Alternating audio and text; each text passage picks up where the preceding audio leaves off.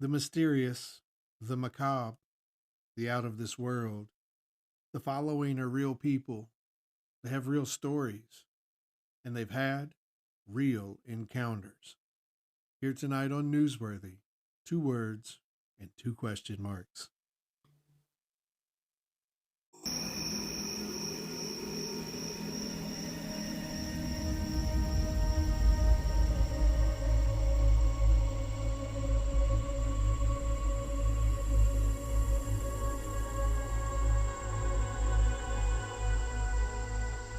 He's alive! Have you checked the children? Get out!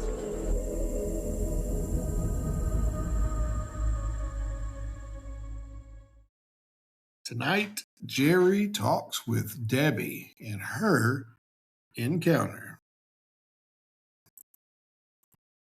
Hello again. We're back from the Hocking Hills Bigfoot Festival. We're fortunate enough to have Debbie with us. She's been kind enough to agree to stop by and tell us her story. First of all, what brings you to the Hocking Hills Bigfoot Festival today? Hocking Hills Festival, the very first one, I had to go because Hocking Hills is where my sighting was. So I'm bonded with Hocking Hills forever. Forever. When they came up with the Hocking Hills Festival, like what, 3 years? This is the fourth one, I think. Yes. First one, I was like, I am not missing that. So I've been to all but one so far. Good. Yeah. We've only been to two. Absolutely enjoyed it. We plan on coming back. Yeah. You mentioned the location of your encounter. Please tell us about your encounter. Yeah, it was in Logan. So it started off where me and my family planned. They planned a trip for me because they know that I love Hocking Hills. Always want to get a cabin because if you look that up, it's a beautiful area. Cabins, All that huge tourist area. caves, water, just beautiful. And I'm a nature person, and I just love scenery, and I just love being in the country. Period. And so my birthday's Halloween, so my birthday was coming up, and they went ahead and booked one. Well, I searched and helped search, and I just found this one. And it was just up by itself, like on the top of a ridge kind of thing. And it was in the woods all by itself. And so we booked it, and there was 10 of us going. So we arrived on Thursday. It would have been October 29th because it was 2 days before Halloween. So we went Thursday and was leaving Sunday. So 3 nights. So we arrive on Thursday, just looking at the cabin and everything, which was a little creepy because when I walked in, the living room, the kitchen, dining area is all open. It's all one, and it's all windows. Right. And no curtains. Like no curtains at all. You can see and No curtains. It was really, I was like, where, oh my God. at that point I'm sure you're glad there's 10 of you. Yes. So that was a little creepy walking in, but it's fun, That's why we were there, So the way the cabin looks, so when you go in the front door, you go up and go in the front door, where the kitchen and all that is, if you go out the door, you go onto a top deck. So it's high up. Then you go down the stairs and you go into a game room type area with TV and everything, and you go out that door and there's a fireplace, and then there's the hot tub. Right. Nice. So right next to the hot tub, there's a little grass, and then it goes down a ravine. So you're pretty close to the edge. Sure. Okay. So that side of the cabin woods went down a deep ravine. Then if you go around to the back of the cabin, they had an open area back there, like with some grass, and then but you were all surrounded all the way around with woods. So Middle of nowhere. yeah. So it happened to be a full moon also. So Had everything going for it. Yeah, Full moon, yeah, Halloween, yeah. got it all. the Friday was a full moon. So so Thursday, nothing ordinary. We got up Friday. We got 10 people cooking breakfast, a late breakfast. We had tons of bacon going, eggs, you name it. So I remember I had it opening the windows because of all the bacon smoke. So I can imagine all that smell going out there for one. But so we're all doing the breakfast. People were going in and out. But the first time I went outside, kind of early afternoon, I went to go get in the hot tub finally, and there was this horrific smell. And I'm in the hot tub, and we're all trying to figure out what it is. I didn't know if it was some kind of stinky well water. Now, the night before in the hot tub, no one smelled a thing. No one smelled a thing outside at all. That kind of rules out like dead animals nearby. Yeah, because we didn't. That would have been there the night before. We did not smell anything Thursday. Sure. This was so bad that you would have smelled it Thursday. So it would come and go like in waves. Like say you're out on the top deck talking if you got hit with it. So after a while, because people would be coming out of the cabin, they'd be like, "Oh my God!" Like I was getting a little angry and upset because we paid a lot of money for that, and I'm like, if we have to smell this till Sunday, so we just let it go. Still, we had loud music going. Everybody's having a good time. I decorated the cabin Halloween. I had Halloween decorations outside. Just having a good time. A lot of them were going on little hikes to investigate the area, spooky, whatever. So all that was going on Friday evening. And then Friday night, we all come in, and several of us were down in the game room area watching horror films. It's Halloween, why not? Exactly. And then my son's best friend, Matt, and his girlfriend were out on that top deck by themselves while we were watching a movie. And my son and his girlfriend, because in the main bedroom when you walk in was the room I was in the first night, but it was too spooky that I didn't go in it the second night because I was alone. There's a what do you call a jacuzzi tub in there. So because it was only 20 degrees outside, people were using that too as a hot tub, just sure. Because, So that smell was only outside. When we were downstairs watching that movie, my son came back up from him and his girlfriend. Went to go do that or whatever. And they come back down and he's like, Mom, that smell came in that room.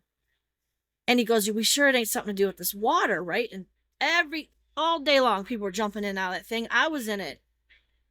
Never smelled a thing in the house, cabin, room, or nothing.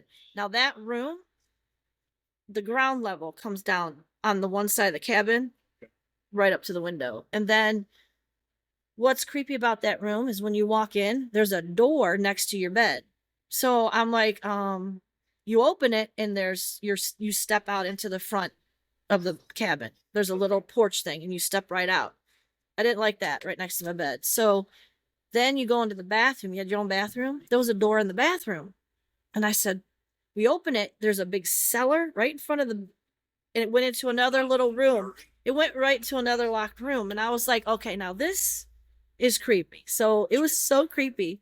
So I chose not to go back in there on the second day. Slept in another room.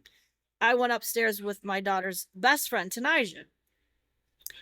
So that after we watched those scary movies, we all went up. Well, my other son he come down, told me that they went to bed. And that, he was sleeping before any of us. So then we went to go to bed. I went to say goodnight to Matt and his girlfriend out on the deck to let him know we were all going to bed. So then I got upstairs. Not 5 minutes, I got laid down comfortable. The door banged open. Now he's a tall, big guy. Matt. Okay. The door banged open. And me and Tanija were trying to go to sleep. And he's got this horrible look on his face. And he said, who's messing with us? And I said, what do you mean? He's like, who's messing with this? And he was so hyper. We're like, no. He goes, where's Colin? That's my son, his best friend. I said, he's been in bed for a while. Okay. It hit him that it was nobody in the cabin. So he starts to ramble stuff about things that were happening and the noises and being thrown. And I don't even know what was happening. So me and Tanija jump up. And we're like, let's go. So we went down. We went to the kitchen. When I got to the kitchen, his girlfriend was looking out the window with her hand up like she was searching for something. When I got to the door that leads to the deck in the kitchen, both stair entrances to the patio was blocked by chairs. That's how scared he was. And I said, "Oh my God." I said, what's the matter? And they tried to explain. It was so hard to explain, like just all this weird stuff was happening. He would jump around the corner and he'd be like, "Funny guys." He thought it was us. Someone playing it. So there was all kinds of stuff happening, from loud noises to he thought things were being thrown. He said something either shook or did something to a tree and all the birds flew out of it at once.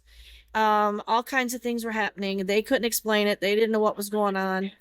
And I guess there was a very loud one. That's what threw him in. He threw the chairs and booked it into the cabin. Can't say I blame you for that. Right. So that's what dropped me down to the kitchen. So us four are in the kitchen area. We're looking out windows, trying to listen. Don't know for what.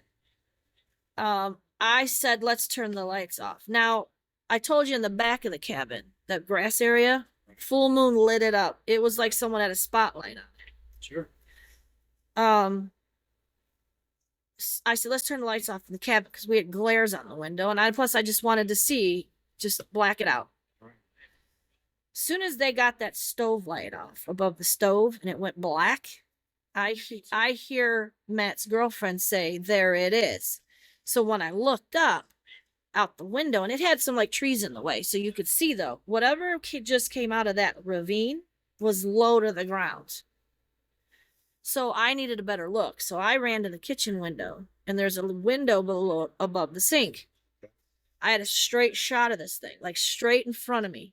And then Matt and Tanija followed me, and they were right behind me. She stayed over there. As I'm looking at this, trying to figure out what it is, it stands up.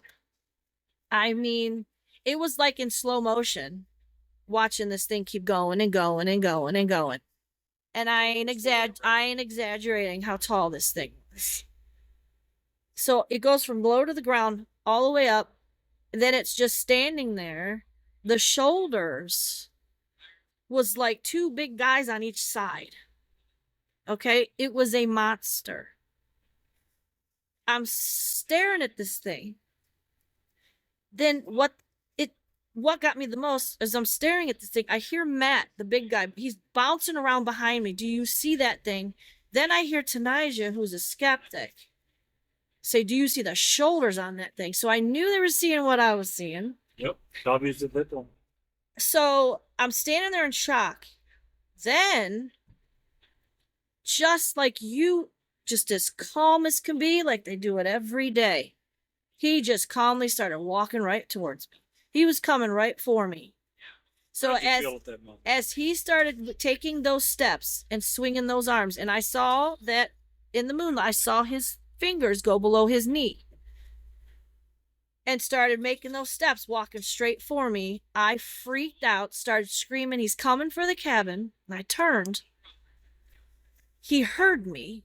Matt and Tanija saw him because I then left the window. I was screaming, "He's coming for the cabin. He's coming for the cabin." And I hear them say he went back down on whatever, all fours or to the ground, and went down the ravine. I didn't care. I went running through the cabin. I got everybody up. I had three of my children there that night. So I get up. Everybody gets up. And I'm just a mess. Sure. And we're all hopping around like, what? So we all went out on the top deck. It lit up out there, and all 10 of us heard everything. It was coming from everywhere. The ravine lit up. The 3 distinct things that I remember was one sounded like a woman screaming from the ravine. The second was this long, big house out. And me and my daughter looked at each other and said, "That's from that Finding Bigfoot show." And we recognized it immediately. Like, immediately. That us now learning now, that's the Ohio. And then the other thing that was distinct, and my kids to this day still make fun of it, it sounded like caveman talking. And they walk around like, ooh, ooh, like to each other all the time now because they make fun of it. Did it not scare them very bad? They didn't see it, but they knew that what I saw, what Matt saw, what Taja saw, they knew, and they can hear everything that's going on. But later on, they started to joke about the caveman chatter. You know what I'm saying? Or it sounded like men, but they did not make sense. I remember that. I remember just all kinds of noise. I didn't pay attention at the time, so it was just probably just the trees and all everything. It was just noisy. Okay. Then we started to hear stuff into the front of the cabin. So we then all moved together in a pile down the thing into the front. We're in the driveway. See what's going on. We're aiming towards the front of the left of the cabin. There's a little island they made, and then not a couple steps back would be the wood line. So it wasn't a big. They could probably just step in one step to the. We saw a shadow go from that to the wood line, but it sounded like trees were falling and trees were breaking, and it was insane. And we would see the shadow over there. Then you got back here behind us, still going crazy. So then we realized we have several around us. We don't know what's going on. We are around us. Surrounded almost. We're in a little all bunch cuddled together in the driveway. So after that went on, we all went back into the cabin because it started getting quiet. Some went to lay down, some did not. I never went back to bed. I didn't know what to do with that. We went through every scenario possible while we waited for the light to come out, because my son's like, I'm going straight out there. He wanted to see if there's footprints. He wanted to see what the heck's going on. My questions at that point, no answer. Yes, my one son's 6'2", so we were curious. So we went through every scenario, and the ravine, we ruled out a human immediately, because the way me and my daughter tried to go down that ravine as far as we could, and you can only go, and then you can't. Like, it's down. If for someone to crawl out of there, if a human crawled out and was onto the flat grass, how do you have time to sit there and put some stilts on to stand that tall? You go carry him up the thing and then sit there and I didn't see you put stilts on. I just thought you stand straight up. So no, that wasn't a human. There was no way possible, nothing for a human at all. So we ruled that out. So they wake up. So the light, it was like 3 or 4 in the morning. We didn't have long to wait. As soon as the light, they run out there. Now, when you get down there and it was closer than what I thought. When you come out of the ravine, you have to crawl out because you can't walk through that mess. So there was like a little big circle hole there that he had come out. And all that grass that was batted down, the whole entire, all the way to the backwoods. So it was hard to tell. You didn't have a distinct footprint, but it was all batted down. Like, it's been used tremendously. So that was funny because my son and my daughter he stood there. My son stood there. I said, I'm going to look through the kitchen window. That thing made him look like a peanut. That's how I know that thing was 8 to 10 at least. 8 to 10 feet. Yes, because he made him look so small. I know it would be a total absolute guess. If you were to guess, look at the beard on that lady. Hell. If you were to guess at the weight of this thing, what would you guess? I'm not good with weight, but if you take a 10-footer with that's got massive shoulders, he's got to be, I don't know what you guys would consider the weight on that kind of thing. Yeah, but he was huge. That's all I could tell you. He was huge. So they were out there messing around, my son and my daughter. They were making those sounds back and forth to each other, thinking they were funny. And sure enough, coming out of that ravine was one right back at them. And they come running back in the cabin, and I said, well, it just happened not long ago. Go down there and make fun of it some more, Yeah, they worked I said, no. So my other son woke up. He went to the front of the cabin to smoke. He wanted to go over by that little island where that activity was. He looked down and he just looked disturbed, the leaves. So he batted them away. And there, sure enough, was a humongous footprint. So he came and got us. We took pictures of Matt, who has the biggest foot, next to it. And I said, when I saw that huge footprint, I said, that matches the monster I saw. Still have copies of those I have them somewhere, but I was on These Woods Are Haunted show, Sure. and they got it. They did good. Yeah. It's at the end. I think on one of them, because we didn't know, because we don't know what we're doing, might be a shoe print like in the middle of it a little, because someone might have stepped on it, but that has nothing to do with the toe, the whole shebang. So when I saw that footprint, I was just like, It validated, I'm sure, yes. a lot of what you thought you'd saw the night before. So I didn't know. I had to go till Sunday now. I didn't know what to do with that. So sure enough, the rest of Saturday, it was so peaceful. Everybody kept saying on Friday they felt weird and they were being watched. That was another thing brought up. It was a weird day. Saturday was so peaceful. Nobody felt weird. No smell. We never smelled it again. After you saw them, We never smelled it again. That smell was gone. We were there all the way till Sunday. No smell. And we didn't smell it Thursday. We didn't smell it Saturday and Sunday. That's right. And so I went home. I didn't know what to do with that. Sure, who would? My mind was, I didn't know what to do with it. You're not supposed to see a monster come out of the woods in reality.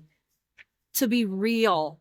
And then at one point come at you, and you think Like he was walking so calm, like he does this all the time. So I reached out to, I think it was Cliff and Matt Moneymaker. I didn't know anything about that stuff. But I said, what do I do with it? So only people I knew from a show that had been recently out. Matt, sure enough, contacted me, which surprised me because I was like, oh my God. So he called me. We went over everything. We were Googling, seeing where I was. And after I was done, he said, I was just there a week and a half ago, and a mile from that cabin from the sighting. He told me exactly what I saw. And I said to him, well, I turned the lights off, he's like, yeah, as soon as you turn those lights off, he knew to come out. He was curious. I said, what? He's going to come look at the windows? He said, yeah, they're curious. I said, well, that's even scarier. yes.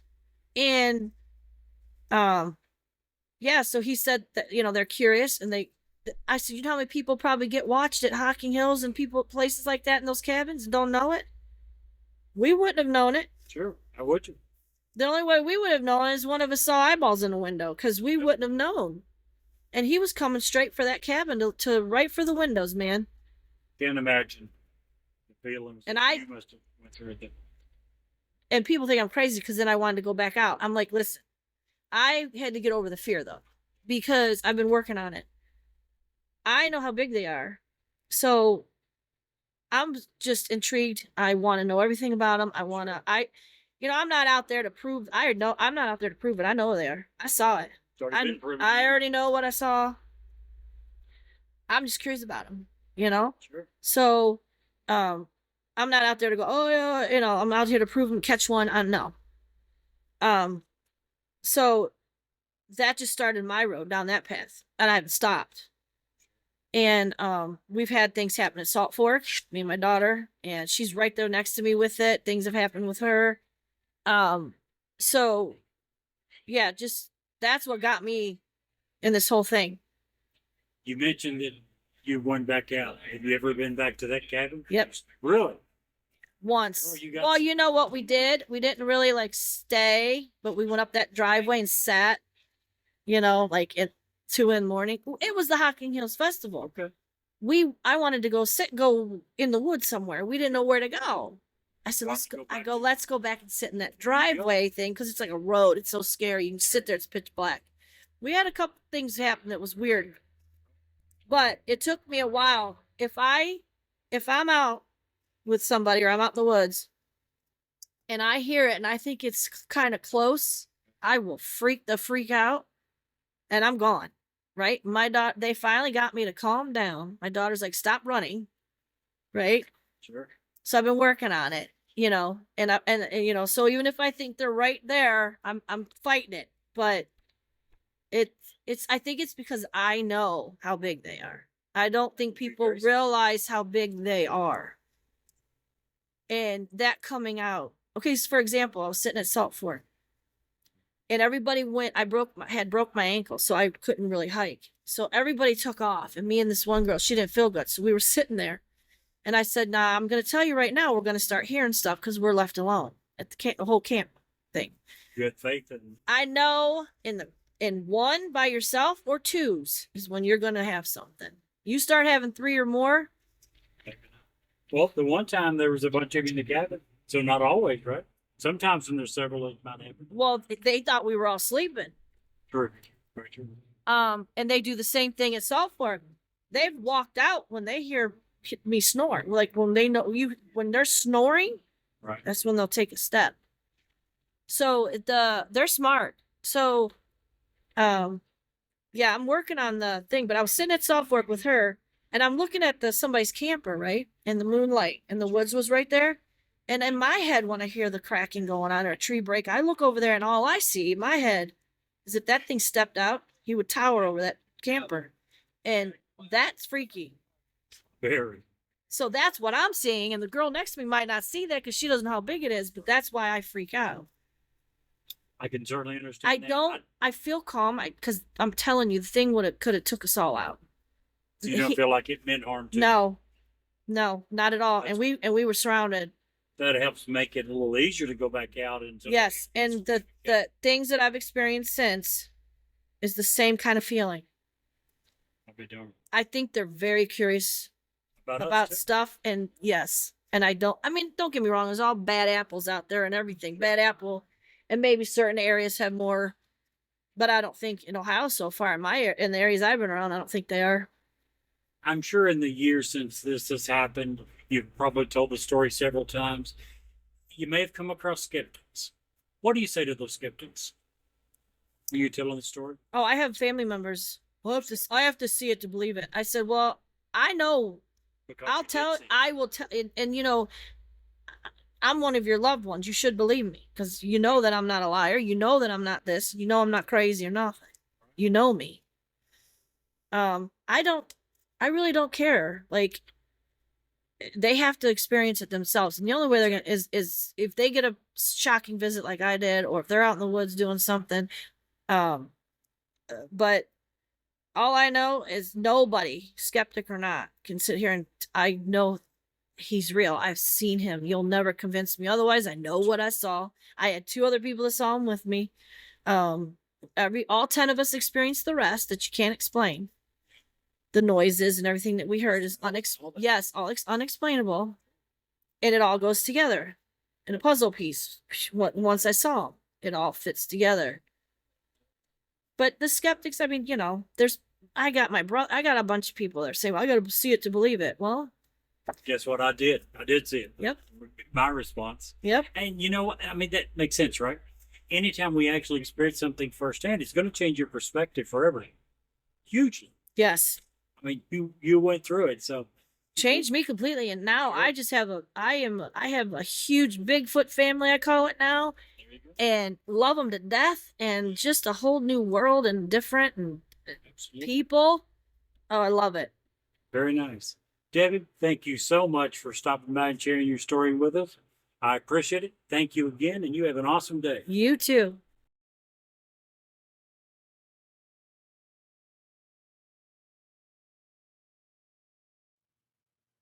And Jerry, if you can't see the light, Be the light.